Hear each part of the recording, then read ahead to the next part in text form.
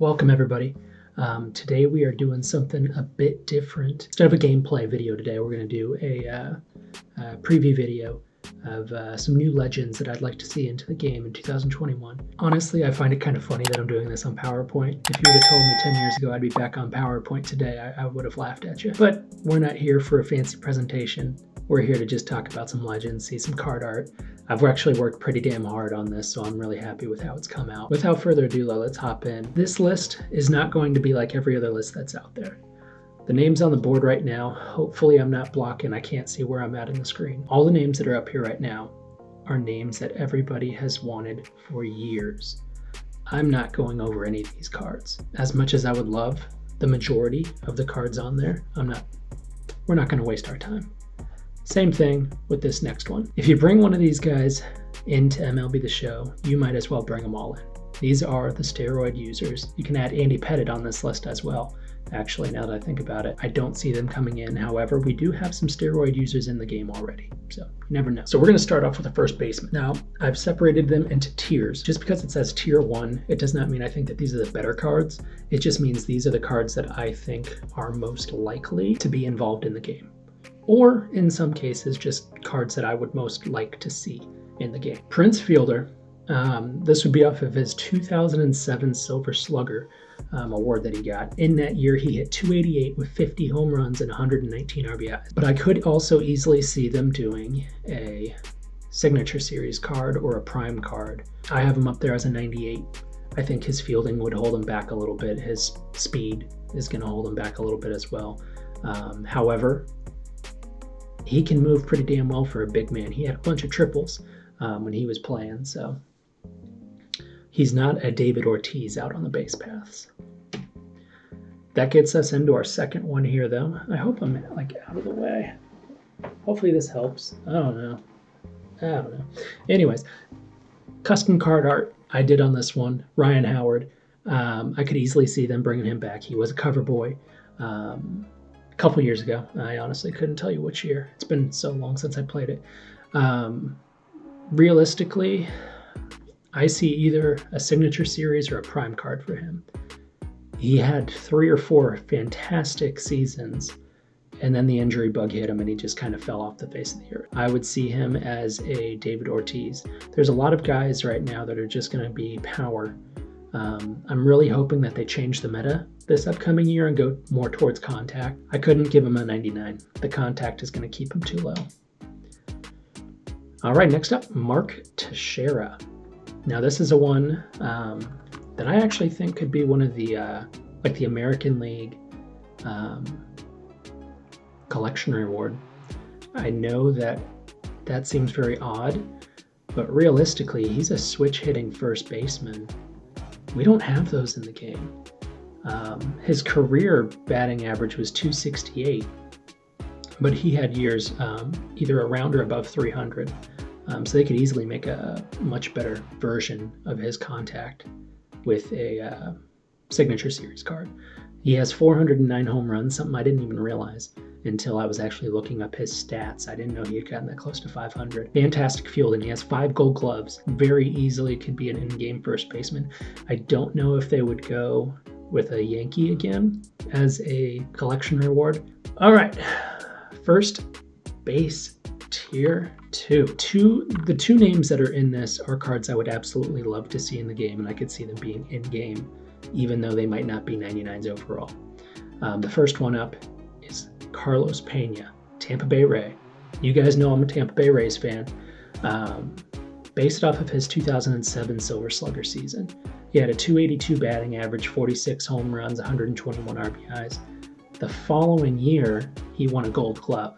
He's going to have fielding. He's going to have contact. He's going to have power. This is a fantastic card. I don't think that they would give him a 99 overall. I don't see that happening. But even as a 96, a 97, this would be a fantastic card. Now the next guy up has the exact same thing. Derrick Lee. Now, Derrick Lee is going to have much better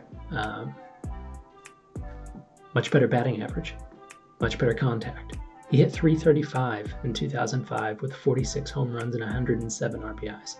He also has, I think, 5 or 6 Gold Gloves. I thought I put that on the slide, but I guess I didn't.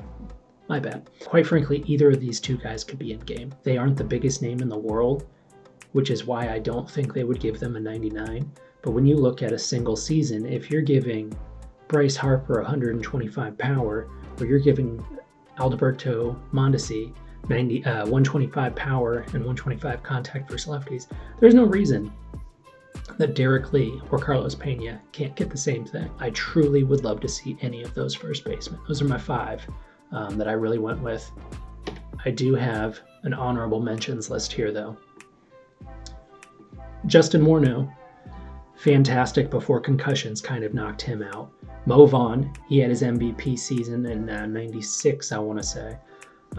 Maybe it was 95. Whenever you see prime, the numbers that are going to be next to it are the numbers averaged over those years. From 2006 to 2008, Justin Morneau averaged a 297 batting average, 29 home runs, and 123 RBIs.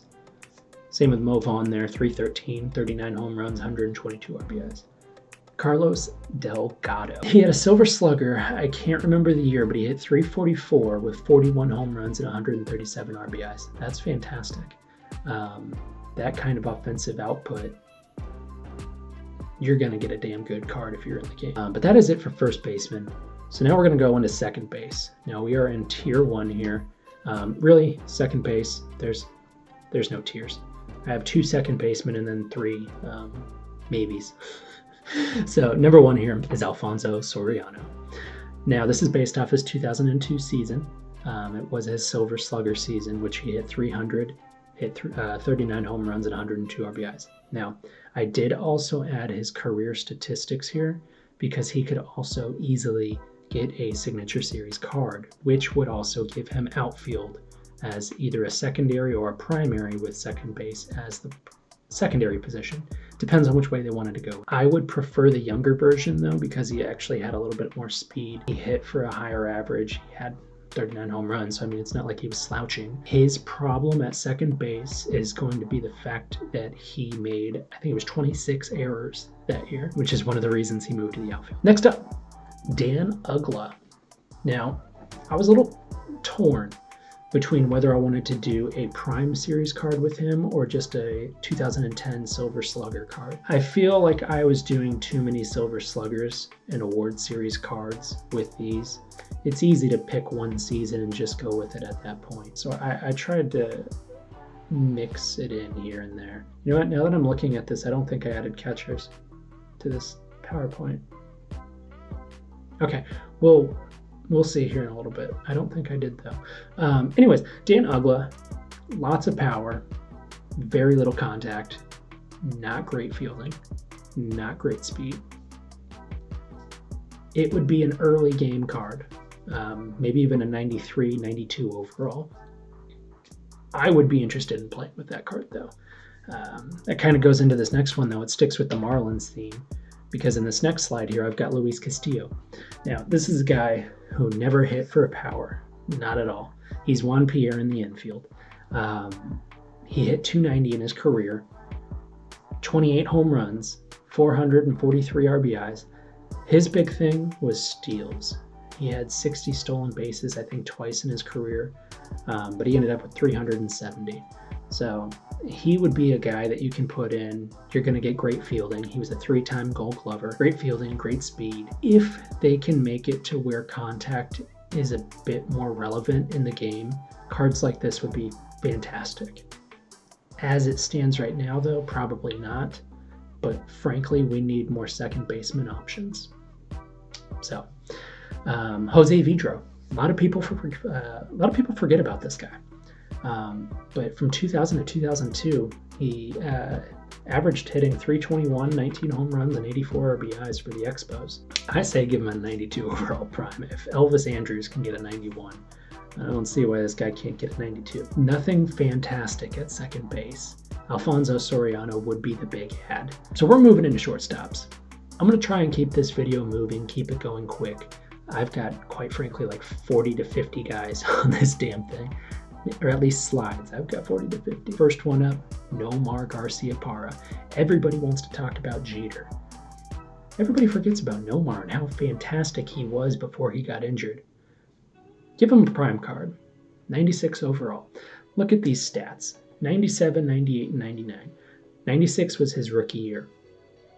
30 home runs, 35 home runs, 27.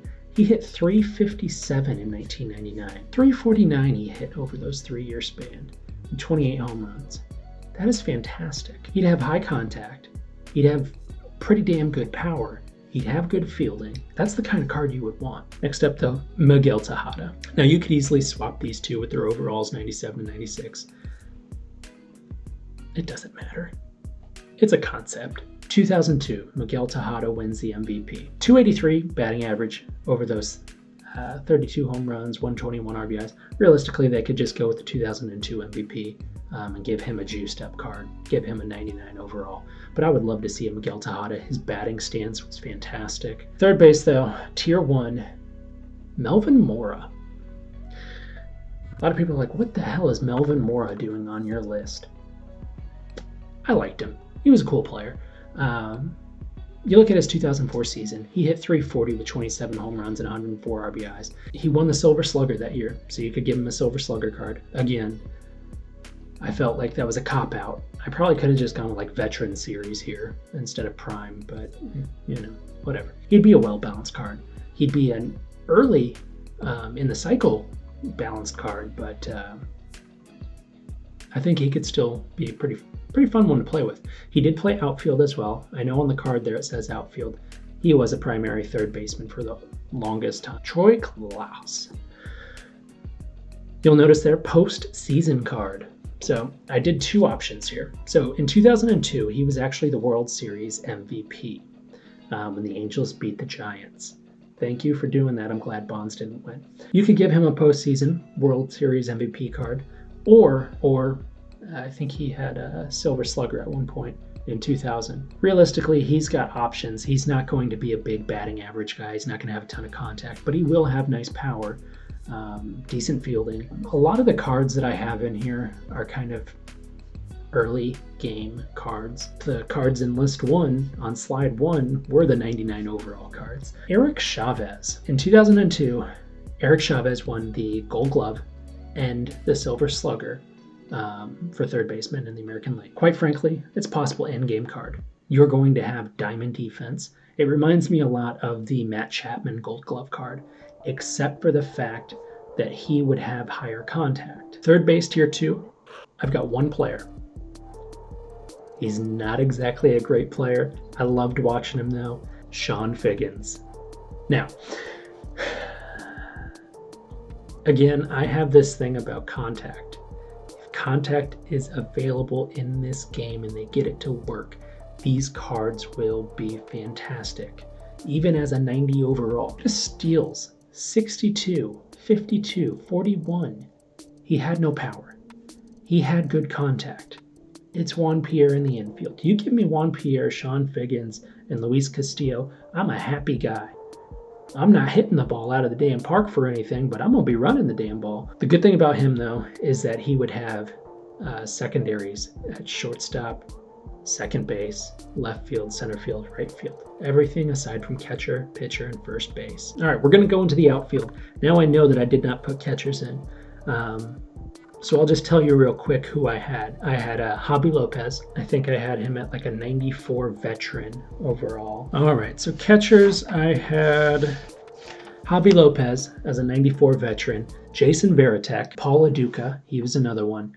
Had a bunch of really good years there with the Dodgers. Then he went over with the Mets and had another few good years. And then Victor Martinez and Joe Mauer are two that everybody kind of talks about, but I'd love to see him back. Javi Lopez, Jason Varitek, and Paul Uggla are the three catchers that I would like to see added in. Lance Berkman. It's a breakout card.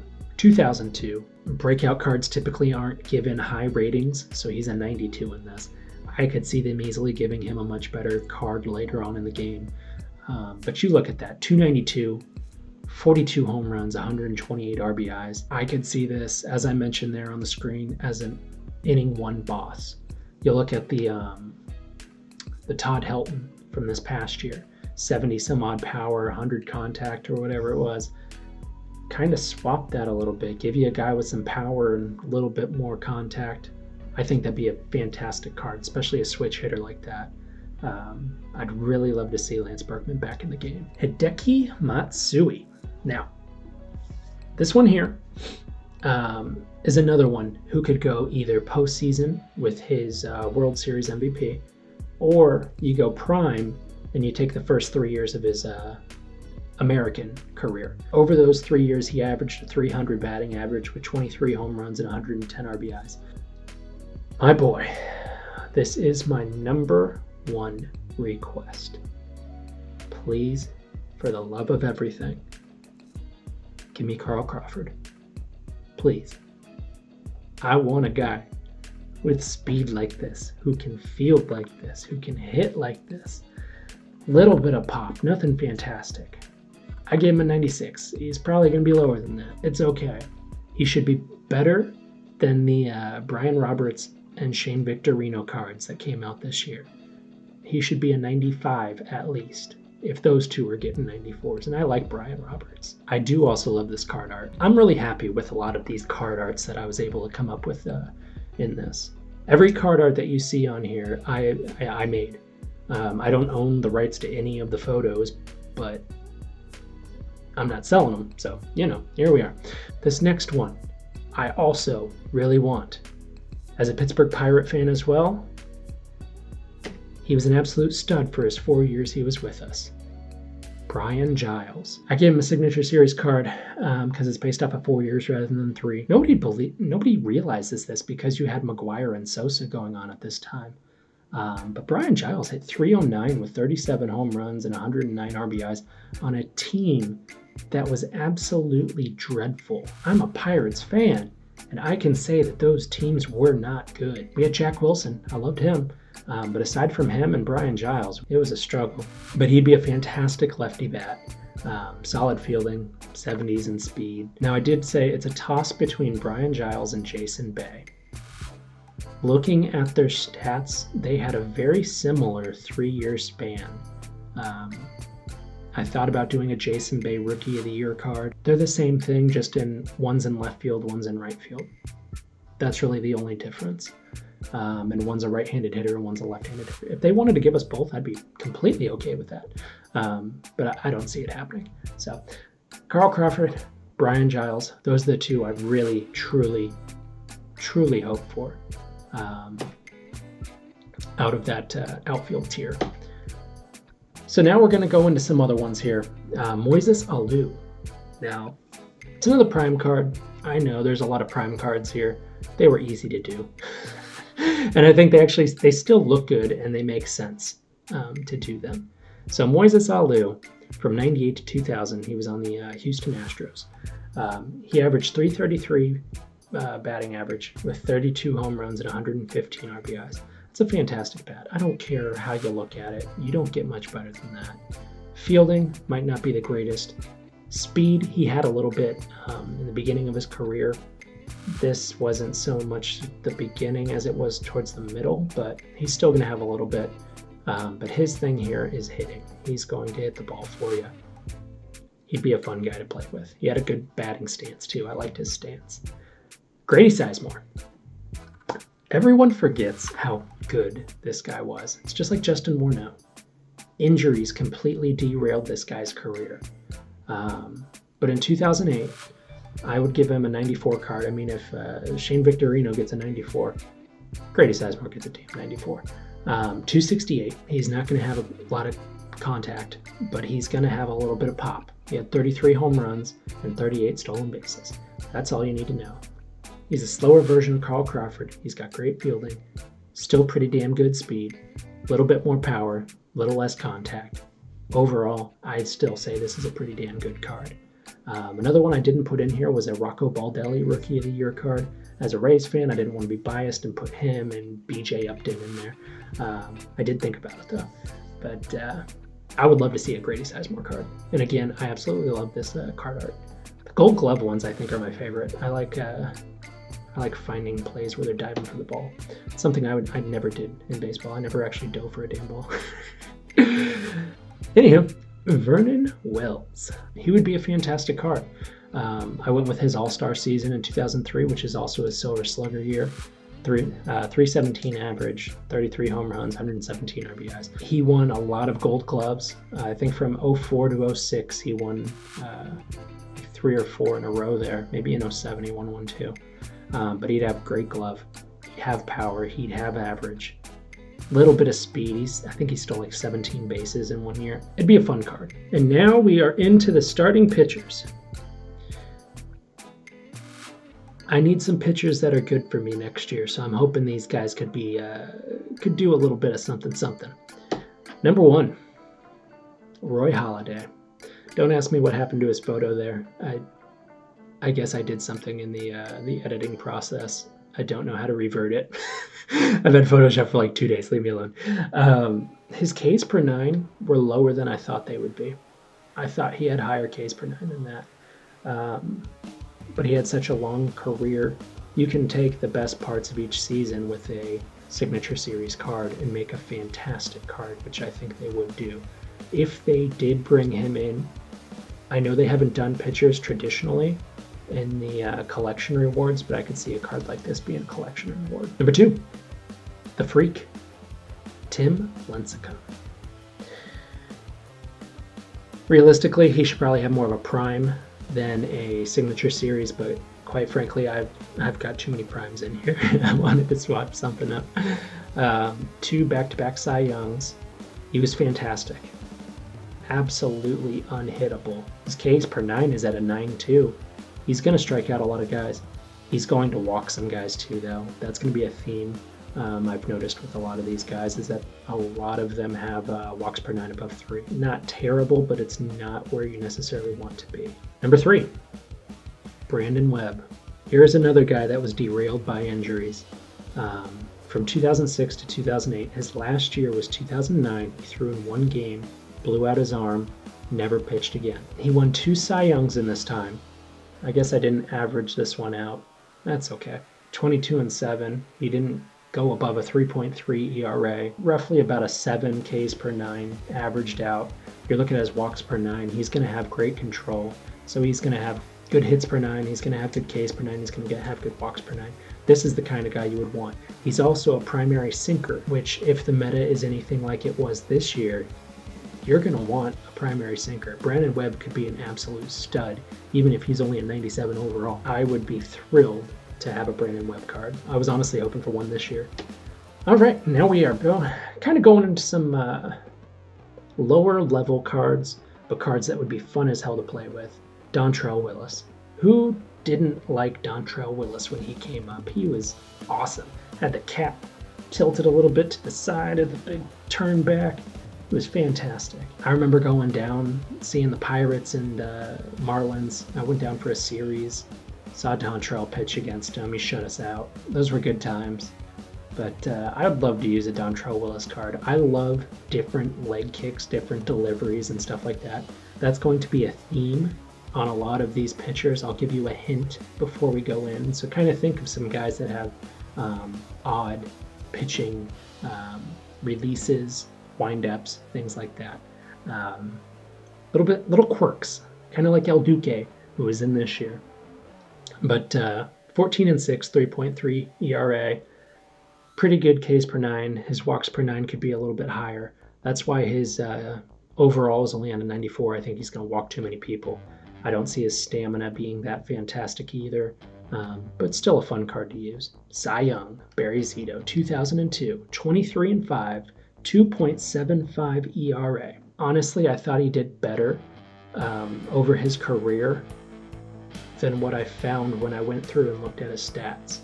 I realized that he really only had like 2 or 3 really, really solid years, and then a kind of up and down roller coaster. Anytime you can get more lefties, we need more lefty starting pitching and relief pitching. Bring him in. Let's do this. This is an original card. It is Johan Santana. I would love to have him in.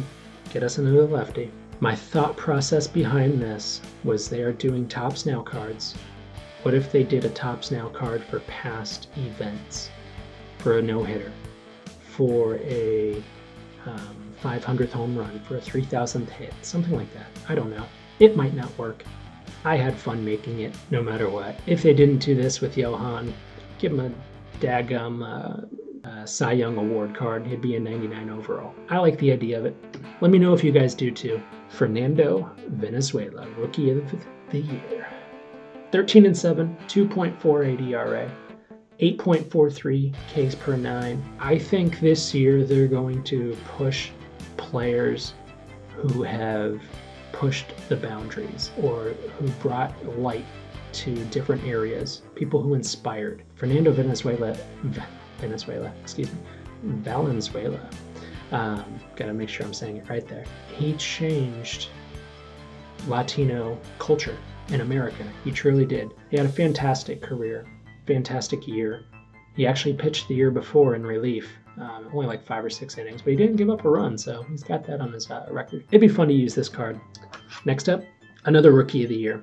So I think our last 3 guys have all been Rookie of the Years pitching, with Dontrelle Willis, Fernando Valenzuela, and Hideo Nomo. Dodgers had themselves a nice little run of pitchers there for a while. Again, this goes back to different types of deliveries. Also, look at his Ks per 9. 11.11. Dude had 236 strikeouts in 191 innings. That's insane. He did have almost 4 walks per inning though, or per game. So that's kind of I don't see his walks per 9 being that high. Maybe in the 80s. You'd have 100 someone in the Ks per 9 though. I want to use cards that are different, and these are the kinds of cards that'll do that. Kevin Brown. Another ironic thing about the last 3 guys is that at one point they all played for the Dodgers. I am a Dodger fan, but I swear I didn't mean to make it like that. The fact that he didn't win a Cy Young in 1996 is also extremely surprising. Dude was 17-11 with a 1.89 ERA. What more do you have to do? He went 17-9 was his average with a 2.32 ERA. And then he's looking at about 7.6 Ks per 9 and a 1.8 walk per 9. That is incredible control and incredible strikeout numbers. This is the kind of guy who could be an in-game starter. Some of the other guys that I thought about putting on here: Carlos Zambrano, Ben Sheets, Jake Peavy, Mike Hampton, Mark Mulder, Tim Hudson, Josh Beckett, David Cohn. I'd be happy if any of them were in the game. I don't think any of them would have very good cards, maybe like 91, 92s. Ben Sheets, maybe. Jake Peavy, maybe. David Cohn would probably have a pretty good card too. Next up, the relievers. Please, for the love of God, just add anybody. We need more relievers. We do. There's no end ifs or buts about it. Bring me anybody and everybody you got. I don't care if they're an 87 overall. Just like this guy here. Byung-Hyung Kim. I love this guy's windup. He was fantastic. He had one fantastic year in 2002. Give me a card based on that year. Maybe make it better than an 87. Who knows? But I would absolutely love this card. 8-3. 36 saves, 2.04 ERA, 8.4 strikeouts per 9. What more can you ask for? I don't think he would be highly ranked because he's not going to throw the ball hard. Relievers are already at a disadvantage in the rankings. You throw slow, you're even more at a disadvantage. I think at best, he'd be like that Pat Neshek card, the 95 overall. But it would be something different, and that is what I want to see. I want to see different cards in this game. Bring it in. Let's do it, SDS. Next up, I absolutely love this card art. I don't like Jonathan Papelbon really, but I love this card art. I'm happy that I chose this photo, and it came out really well. Guy had a 2.44 ERA, 368 saves, 10 strikeouts per 9, 2 walks per 9 innings, He's going to be a lights-out closer at the end of the game. And if they added in the river dance afterwards, oh my God, that'd be fantastic. I can't really say too much more than that. He'd be a fantastic card in this game. We have 1 card left since I didn't put the catchers in. So we've got 1 more reliever. It is another guy who is up for the Hall of Fame ballot this year, along with Papelbon, Prince Fielder, Ryan Howard, Carl Crawford. All these guys are in the ballot this year, which is why I think they're going to be in this game. I really, truly do. I expect them to be in it. Joe Nathan. 377 saves. He has more saves than Papelbon, but Papelbon has more strikeouts per 9 and a lower walks per 9. Joe Nathan had a couple rough years there at the beginning of his career, but he also had like 5 years where he was under a 2 ERA. When I first made the rankings here, I actually had Joe Nathan as a 99 and Papelbon as a 98. Papelbon only had one season where he was under a 2.0 ERA. So looking at that just purely on stats alone on that, I was like, there is no possible way that Joe Nathan would have a higher ERA, but he does. I don't know. What do you guys think? I made a slide here. Who would you add? Leave a comment below. If there's anybody that you agreed with, anybody that you hated, any card art that you liked, anything like that, anything at all, let me know. I had a lot of fun doing this. It did take an awful lot of time to do this. My brain is kind of mush at the moment, but I'm very happy with how everything came out. Now I just have to edit this video and then I'll get it posted. But let me know what you guys thought. Who do you guys want to see? Even if it's somebody off the first 2 slides that I did where I kind of just skipped over them. Who is it that you would like to see in the game this year? Anybody I didn't have that you guys thought of? I'm sure there's people out there. I know I forgot some. So let me know. Comment below, like, subscribe, do all that stuff if you haven't already. Thank you for joining. Have a great day. I will be back later in the week with the Slow Squad. Have a good one.